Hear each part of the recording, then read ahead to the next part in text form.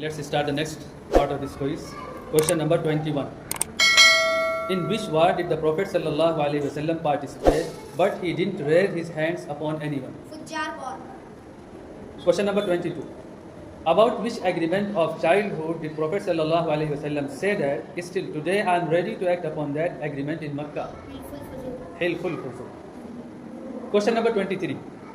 During the childhood of the Prophet ﷺ, on the occasion of the construction of the Kaaba, what was the dispute? The dispute was about the installation of the Kaaba. Question number 24. What did every tribe of Makkah want in relation to the black stone? They wanted to place the black stone into the wall. Right answer. Question number 25. How did the Prophet ﷺ resolve the dispute of installing the black stone in the wall?